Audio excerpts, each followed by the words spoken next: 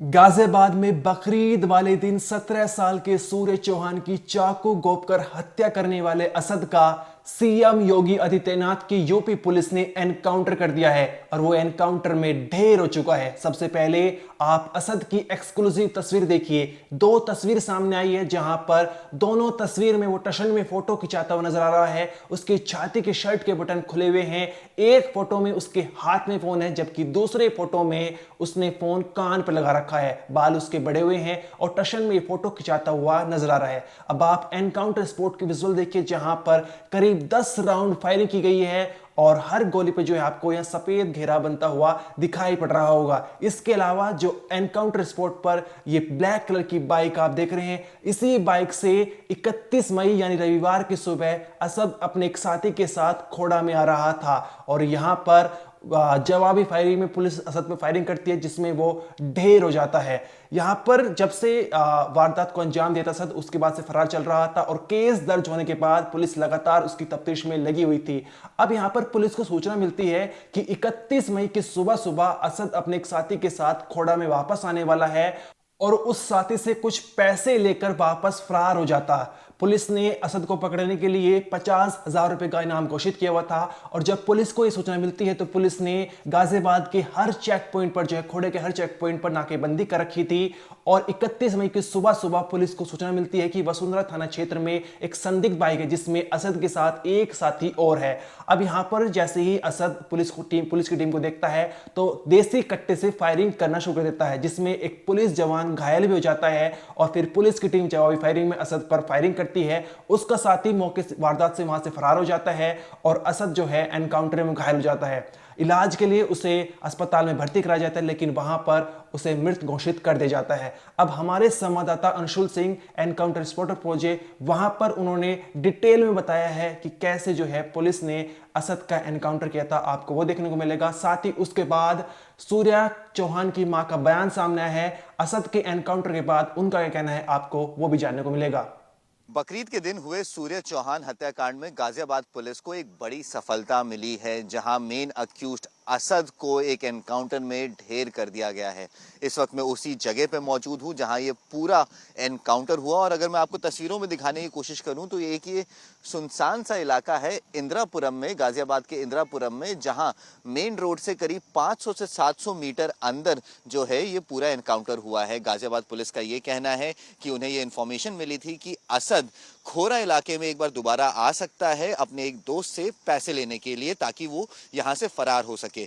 उसके बाद जब ये इन्फॉर्मेशन मिली तो गाजियाबाद पुलिस ने ट्रैप बिछाया और ट्रैप में जैसे ही असद यहां पहुंचता है, असद से ये कोशिश की जाती है कि उसे रोका जाए और जब उसे रोकने की कोशिश करते हैं तो गाजियाबाद पुलिस का ये कहना है कि असद उन पे एक देसी कट्टे से फायरिंग करता है। और अगर मैं आपको यहाँ तस्वीरों में दिखाऊं तो ये मार्किंग्स की हुई हैं यहाँ गाजियाबाद पुलिस द्वारा। ये वो जगह है जहाँ पे बुलेट के जो शेल हैं वो गिरे हुए थे और अगर आप यहाँ तस्वीरों में देखें तो इस सुनसान इलाके में करीब 7 से 8 राउंड फायरिंग हुई है। ये सारी मार्किंग हुई है 1 2 3 4 5 6 7 8 करीब 9 से 10 राउंड की जो फायरिंग है वो यहाँ हुई है और उसके बाद असद जो है यहाँ पर धाराशाही हो जाता है। बताया ये जा रहा है कि एक पुलिस कांस्टेबल को भी इस पूरे मामले में, इस पूरे हादसे में गोली लगी है, जिसके बाद उसका इलाज अभी अस्पताल में चल रहा है। असद के साथ उसका एक और साथी बाइक पर मौजूद था जो इस मौके से फरार होने में सफल रहा।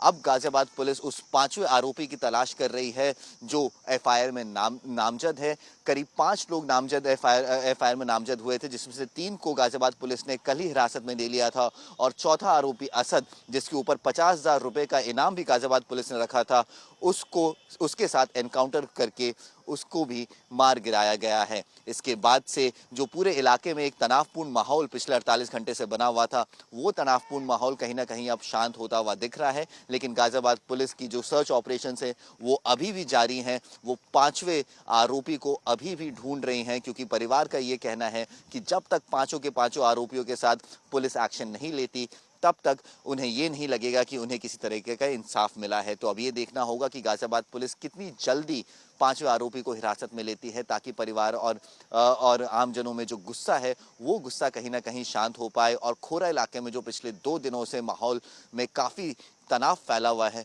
वो तनाव भी कम हो पाए। मैम, आपसे आपसे मेरी पहले दिन बात हुई थी। आपने पहले दिन कहा था कि मेरी कुछ मांगे हैं प्रशासन से, जिसमें एनकाउंटर होना चाहिए असद का और बुलडोज़र कार्रवाई होनी चाहिए। तो आज एनकाउंटर हो गया, आप संतुष्ट हैं पुलिस की कार्रवाई से? हाँ, बाबा मोदी योगी ने और पुलिस डिपार्टमेंट और मीडिया ने इतनी ऊपर तक बात पहुंचाई, इन लोगों के लिए हमारी धन्यवाद, जो मेरे बच्चे को इंसाफ दिलाया।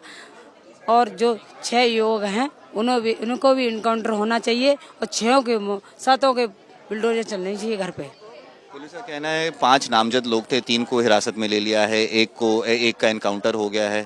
आगे क्या मांगे हैं आपको लगता है कि कहीं ना कहीं आपको अभी इंसाफ मिल गया है? अभी इंसाफ मिला है लेकिन पूरा नहीं मिला है, पर हमारे सब लोगों की सहायता से इंसाफ हमारा पूरा होगा। कल आप उनका अंतिम संस्कार करने के लिए नहीं मान रहे, तो पुलिस प्रशासन ने बात की, क्या क्या वादे किए और क्या बोला आपको पुलिस प्रशासन ने कल? वो हम सबके सामने नियुक्त नहीं कर सकते हैं। वो हमने मांगे की, वो हमने मांगे पूरी की। आप संतुष्ट हैं पूरी कार्रवाई से? हाँ, हम संतुष्ट हैं। अभी मंत्री जी भी आके हाँ, आप मामा हैं उनके? हाँ। मेरा नाम हरिंदर चौधरी है और मैं यहीं रहता हूँ। और जब से ये हादसा हुआ है, जब से हमारी नॉलेज में है और हम इसमें लगे हुए हैं, हमने पूरा प्रयास किया कि वो बच्चा बचना चाहिए, क्योंकि यंग बच्चा है और वो माँ का एकमात्र सहारा था। और दूसरा भाई है, वो थोड़ा सा माइंड से परेशान है और पिताजी इसके हैं नहीं, आर्थिक स्थिति भी मजबूत नहीं है, आप किराए पर रहती हैं, तो ये सारी व्यवस्थाएं जरूर की जाएंगी।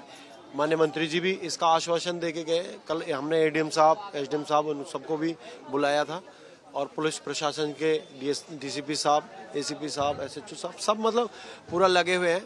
तो पहले तो मैं उन सब का भी धन्यवाद करना चाहूँगा, पुलिस प्रशासन का और योगी जी का और मीडिया का खासकर मैं धन्यवाद करूँगा कि आप लोगों ने इस आवाज़ को नेशनल आवाज़ बनाया ताकि ये इंसाफ मिल पाया है।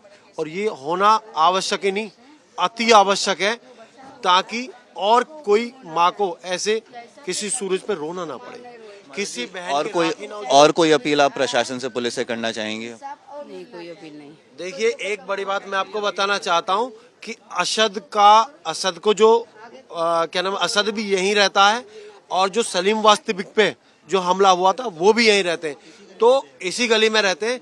तो कहीं ना कहीं ये ट्रेंड लोग हैं, ये ट्रेनिंग का इनका हिस्सा है। जिस तरीके से एक बच्चे को दिन में 3 बजे सबके सामने कुर्बानी देने का प्रयास किया, मतलब कुर्बानी दी गई है, तो ये बहुत बड़ा संदेश है इनका। आगे ये कहीं ना कहीं इनका धरती पर रहने का कोई अधिकार नहीं है। ये समाज से सुकून को छीनना चाहते हैं, समाज में भय व्याप्त करना चाहते हैं। जो और बाकी लोग रह गए उनके भी एनकाउंटर होना चाहिए, उनके भी घर टूटने चाहिए। और ये अगर नहीं होता तो कहीं ना कहीं इसके साथ बड़ी बड़ी फंडिंगें करने वाले जो देश विरोधी ताकतें हैं वो जुड़ जाती और कल असद को बड़े बड़े वकीलों को हायर करके छोड़ा लिया जाता और कहीं ना कहीं ये आगे चल के एक बड़ा नासूर समाज के लिए और देश के लिए बनता, जो कि आप पहले भी देख चुके हैं। एक मामूली बच्चा मुंबई का डॉन बन जाता है और वो इतना बड़ा संगठन गठित कर लेता है। देखिए, दिनांक 28 तारीख को थाना खोड़ा क्षेत्र के अंतर्गत असद नामक एक लड़के ने वहां पर सूर्या चौहान को चाकू मार दिया था और इलाज के दौरान सूर्या चौहान की डेथ हो गई थी। सूर्या चौहान के परिजनों के द्वारा तहरीर दी गई थी, जिसमें 5 आरोपियों को पंजीकृत किया, उनके विरुद्ध मुकदमा पंजीकृत किया गया था, जिसमें से 3 आरोपियों की गिरफ्तारी तत्काल पुलिस के द्वारा कर ली गई थी। इसमें जो मुख्य आरोपी था असद, वो फरार था, उसके ऊपर 50,000 रुपये पुरस्कार की घोषणा की गई थी। आज पुलिस को ये सूचना प्राप्त हुई थी कि असद अपने कुछ साथियों से मिलने जा रहा है और उनसे पैसे लेकर के वो बाहर कहीं भागने की फिराक में है। तत्काल इस सूचना के आधार पर एसीपी इंदिरापुरम के नेतृत्व में थाना खोड़ा और थाना इंदिरापुरम की टीम लगातार यहाँ पे कॉम्बिंग कर रही थी और बैरिकेड लगाकर चेकिंग का भी अभियान चलाया गया था।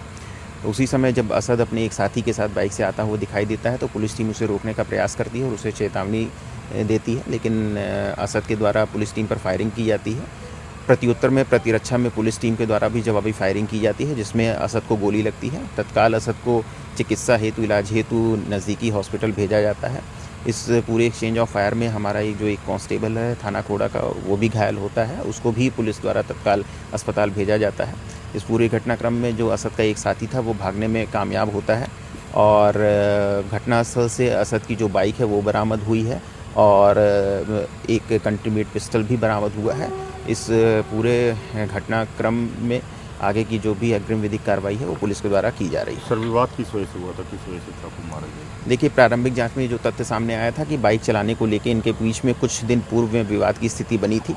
28 तारीख को जब ये लोग साथ में इकट्ठा हुए तो वो विवाद की स्थिति बढ़ गई थी और इसी में आवेश में आकर के असद के द्वारा चाकू से हमला किया गया था। पुलिस की टीम 20 साल के असद का क्राइम रिकॉर्ड खंगाल रही है। ये पता लगाने का प्रयास कर रही है क्या इससे पहले भी असद किसी वारदात में शामिल था। आपको बता दें, 20 साल के असद ने 8वीं क्लास तक पढ़ाई की है, उसके बाद पढ़ाई छोड़ दी थी और उसके पिता नवाब जो हैं वो कारपेंटर काम करते हैं और उन्हीं के साथ जो है वो काम में हाथ बढ़ाता है। लेकिन यहां पर जो कुछ बकरीद वाले दिन हुआ है वो दिल को झकझोर देने वाला है। यहां पर असद और सूर्य चौहान एक ही मोहल्ले में रहते हैं और करीब 8-9 महीने पहले तक इनमें अच्छी खासी दोस्ती हुआ करती थी। लेकिन उस दौरान किसी बात को लेकर इन दोनों में झगड़ा होता है और झगड़ा बहुत ज्यादा बढ़ जाता है। अब यहां पर सामने ये निकल कर आया है कि हो सकता है कि असद ने बकरीद वाले दिन सूर्य चौहान से बदला लेने के चलते जो है उसकी हत्या कर दी हो। उसने सबसे पहले सूर्य, उसके साथी आयुष और विक्की को फोन करके बाहर बुलाया और कहा कि क्या तुमने कभी बकरा हलाल होते हुए देखा है, आज मैं तुम्हें दिखाऊंगा। लेकिन सूर्या असद के साथ चलने के लिए मना कर देता है, जिसके बाद जो है दोनों पक्षों में कुछ गाली गलौज होती है, विवाद बढ़ जाता है और सूर्या अपने साथी आयुष और विक्की के साथ चलने लगता है। इसके बाद यहां पर असद सूर्य को कहता है कि इस मामले को सुलटा लेते हैं और गली नंबर 2 में आ जाओ। यहां पर सूर्या अपने साथी के साथ गली नंबर 2 में पहुंचता है, लेकिन वहीं पर जो है असद जो है जिस चाकू, जो धारदार चाकू था, वो चाकू सूर्य के पेट में घोंप देता है। अब सूर्य चीखने लगता है, चिल्लाने लगता है और भागता भागता जो है असद से बचने के लिए करीब 200 मीटर तक दौड़ता है। लेकिन असद उसका पीछा करता है और 200 मीटर पकड़ने के बाद जो है दोबारा से जो है उसके पेट में चाकू घोंप देता है और वो बेसुध हो जाता है। इसके बाद आयुष और विक्की सूर्य के भाई को फोन करते हैं, उसे नोएडा के फोर्टिस अस्पताल में भर्ती करते हैं, लेकिन शुक्रवार को वहां पर उसकी मौत जाती है। जिसके बाद से ये मामला सुर्खियों में आ जाता है, हर तरफ अफरा तफरी मच जाती है और कोड़ा के इस इलाके में जो काफी पुलिस बल तैनात है, क्योंकि यहाँ पर जो है दोनों पक्षों में, दो समुदाय के बीच का मामला था तो मामला बिगड़ सकता है, इसलिए इसके चलते पुलिस ने पुलिस बल तैनात कर दिया था। अब यहाँ पर शनिवार के शाम के वक्त में सूर्य का जो है अंतिम संस्कार भी गया है, उसमें काफ़ी भीड़ मौजूद थी। परिवार की कुछ मांगे हैं जो पुलिस प्रशासन ने मांग ली है, लेकिन अभी फिलहाल रविवार यानी 31 मई की सुबह सुबह असद जो है वसुंधरा थाने क्षेत्र में उसका एनकाउंटर हो गया है। बताया जा रहा है कि वो खोड़ा में किसी साथी से अपने मिलने आ रहा था और कुछ पैसे लेकर वहां से भागने वाला था। पुलिस ने असद को पकड़ने के लिए 50,000 रुपए का इनाम भी घोषित किया हुआ था। अब उसका एनकाउंटर हो चुका है और इलाज के दौरान उसकी मौत भी हो गई है। इस मामले में इतना ही, आपका जो भी कहना है कमेंट सेक्शन में जरूर बताइए। इस वीडियो में इतना ही, आप देखते रहिए क्राइम तक।